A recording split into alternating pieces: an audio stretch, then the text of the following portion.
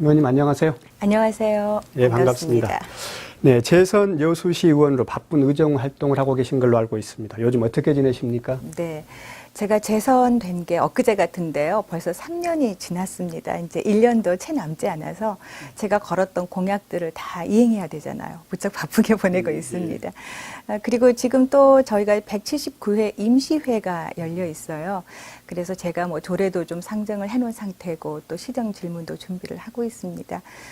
의원 활동하다 보면은 뭐 바로바로 되는 게 별로 없어서 한 뭐 1년 전에 제가 제안했던 조례, 생활임금 지원 조례 지금 의결되기를 바라고 있고요.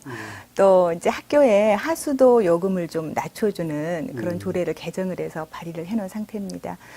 또 한 6년에 걸쳐서 제가 창의 그 적성을 아이들에게 심어줄 수 있는 그런 센터를 만들자 그래서 행복교육지원센터를 올해 개원을 했어요. 근데 원래 취지대로 운영이 되고 있지 않은 것 같아서 또 좀 짚어야 될 것 같아서 시정 질문도 준비하고 있습니다.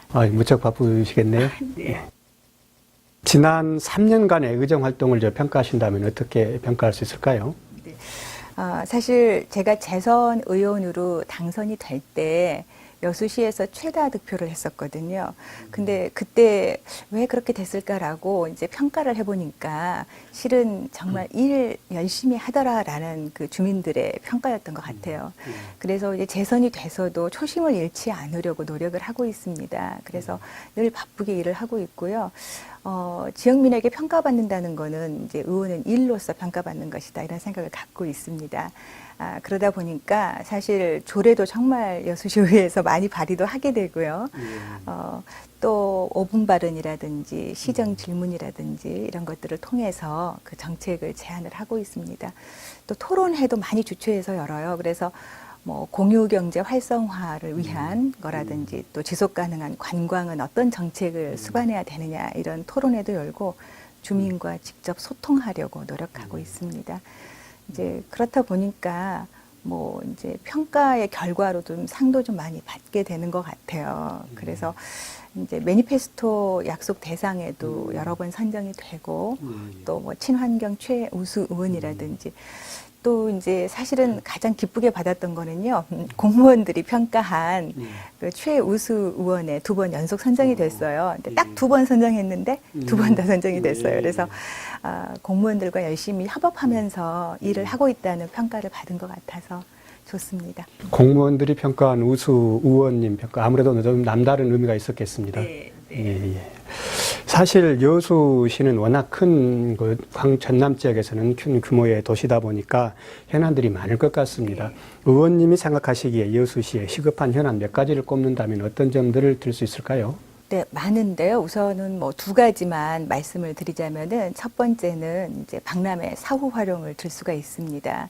2012년도에 여수 세계 박람회를 성공적으로 치렀는데 사후 활용까지 이어지질 않았습니다. 그래서 지난 대선 때 문재인 대통령 후보께서 당시 여수를 방문하셔서 지금 박람회장을 매각하려고 하는 그 정책에서 벗어나서 살아있는 바다, 숨쉬는 연안이라는 그 취지에 맞도록 주제 구현을 할 수 있는 방향으로 전환을 하겠다라고 약속을 하셨어요.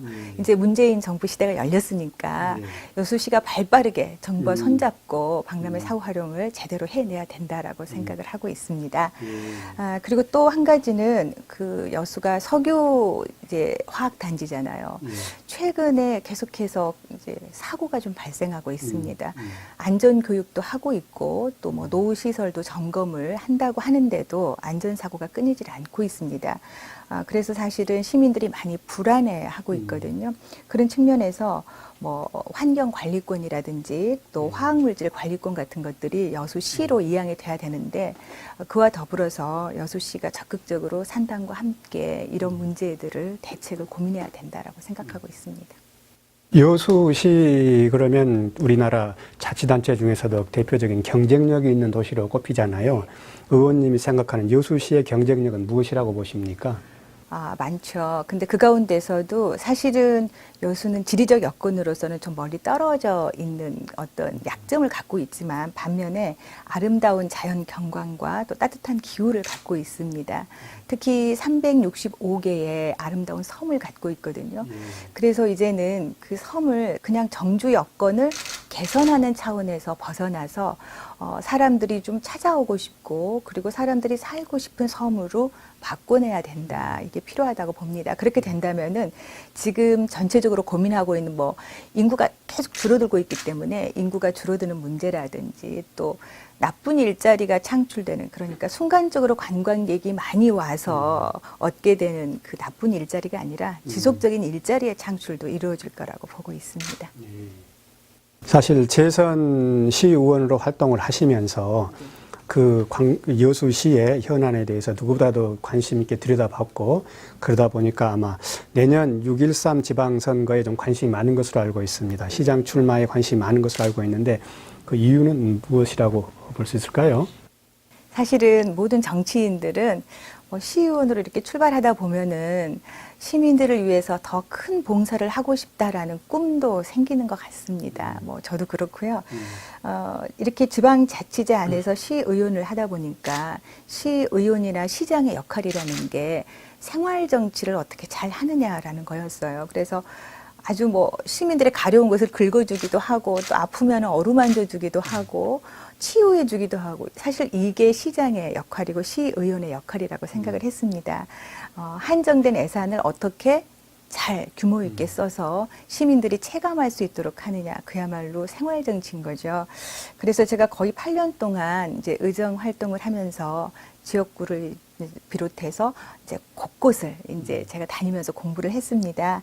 그래서 사실은 보니까 시민이 주인인 여수가 아닌 것 같다는 생각이 들었어요. 그래서 시민이 주인인 여수를 만들고 싶다는 생각도 들었고요. 또 지치고 피곤한 여수 시민에게 시민의 권리를 회복해주고 싶다 이런 마음이 계속 생겼습니다. 그래서 기회가 주어진다면 이제 그런 큰 봉사를 하고 싶다 이런 생각도 들었고요. 또 잘 아시는 것처럼 최근에 문재인 정부에서 이제 그 내각을 구성할 때도 여성 한 30% 이렇게 구성을 했잖아요. 근데 전반적으로 여성의 정치 참여에 대한 인식이 많이 좋아진 것 같습니다.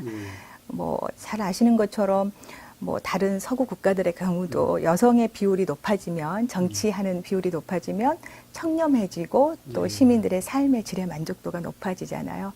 그런 차원에서 이제 여성들에게 좀 문을 정치 영역에서도 열어야 되는데 제가 이제 더불어민주당의 전국 지방 여성의원 상임대표를 맡고 있거든요. 예, 그래서 좀 모범적으로 제가 잘 문을 열고 싶다 이제 이런 생각도 한편으로 갖고 있습니다.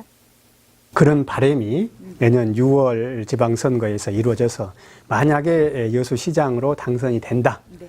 그러면 이제 역점적으로 추진하고 싶은 사업이라면 사업, 그런 일이 있다면 어떤 점을 들 수 있습니까? 여수는 지금 1,300만의 관광객이 찾아들고 있습니다. 그래서 겉으로 보기에는 경제가 잘 돌아가고 시민들이 즐거워할 것 같은데 그렇지 않거든요. 그래서 사실은 시민의 삶의 질이 향상되는 행복한 도시를 만들어야 되겠다 이런 생각을 해봤습니다. 그래서 이제 관광객이 많이 와서 좋은 것 같은데 사실은 관광객의 입장에서는 좋은데 시민들의 입장에서는 삶의 질이 하락한다. 예를 들자면 쓰레기가 늘어나고 교통이 복잡하고 물가가 오르고 또 음주나 고성 방가들로 주민들이 힘들어하고 그래서 이제 오히려 도시의 격도 함께 추락하고 있는 거 아닌가 이제 이런 생각을 해봤습니다. 그래서 보여주기식이 아니라 좀 안전하고 미래지향적이고 그리고 우리 후세들에게 값있게 물려줄 수 있는 지속 가능한 관광이 돼야 되지 않겠느냐 이제 이런 측면에서 삶의 질을 좀 들여다보고 있고요. 좀 더 구체적으로 예를 들자면은 또 뭐 도시 곳곳에 작은 박물관이라든지 작은 미술관들이 산재해 있어서 문화복지 도시도 만들고 싶고요. 또 요즘에는 창의성이 대세잖아요. 그러니까 도시 전체에 인문학이 조성되는 인문학 도시도 한번 조성을 해보고 싶다 이런 생각도 갖고 있고요. 또 그 자신이 살고 있는 곳을 떠나지 않고 도시 재생을 통해서 그 지역에서 공동체를 회복하면서 살아갈 수 있는 방법은 없을까 이런 고민도 하고 또 또 사회적 약자뿐 아니라 지역 전체를 놓고도 균형적인 발전을 이루는 게 필요하다 이런 생각을 해봤습니다. 이제 끝으로 한 가지 더 말씀드리자면 해양수산도시잖아요. 그 예전의 명성을 되찾아야 된다라는 생각을 갖고 있고요. 이제 앞으로 미래의 먹거리는 바다라고 하는데 환경이 오염되고 이런 문제는 있지만 저희가 6차 산업도 이제 충분하게 받아들이고 해서 미래의 먹거리를 개발한다면 막 돈도 또 사람도 몰려드는 도시가 되지 않을까 이런 생각을 해봅니다. 의원님은 나름대로 그 정치 뚜렷한 정치 소신 철학을 갖고 있는 것으로 알고 있습니다. 지금까지 7년 정도, 8년 정도 의원님을 하시면서 그 담아뒀던 정치 철학 어떻게 표현을 할 수 있습니까? 사마천의 사기에 그 좋은 정치와 나쁜 정치에 관해서 이제 글이 실려 있는데요. 좋은 정치는 백성의 마음을 얻어서 따르는 거라고 되어 있었고요. 두 번째로는 이익을 가지고 백성을 유도하는 거고, 또 세 번째로는 도덕적으로 이제 백성을 설득하는 거, 네 번째로는 법대로 해. 그리고 마지막은 백성과 싸우는 거라고 그러더라고요. 그래서 저는 정치라는 거는 백성의 마음을 알아서 따르면서 하는 게 가장 기본이라고 생각을 합니다. 그러려면은 소통을 열심히 해야 되고요. 소통이라는 것이 말 많이 해 들어줄게가 아니라 쌍방이 서로 오가는 게 소통이잖아요. 그래야지 시민들이 정치적인 효능감도 높아지고 자꾸 시에 관심을 갖게 되고 그렇게 되는 거 아닌가 싶어서 그렇게 생각하고 있습니다. 예. 네, 시민들에게 당부하고 싶은 말씀 한 말씀 해주십시오.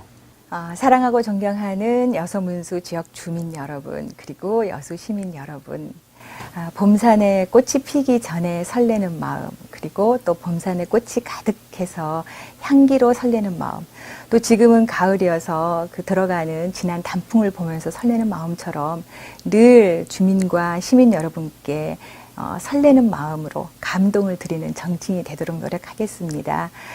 그러기 위해서는 시민 여러분께서 잘하는지 못하는지 잘 지켜봐 주시고요. 조언도 해주시고 늘 함께 해주셔야 된다고 생각합니다. 정말 열심히 발로 뛰는 의원이 되겠습니다. 늘 건강하시고 행복하시기 바랍니다. 고맙습니다.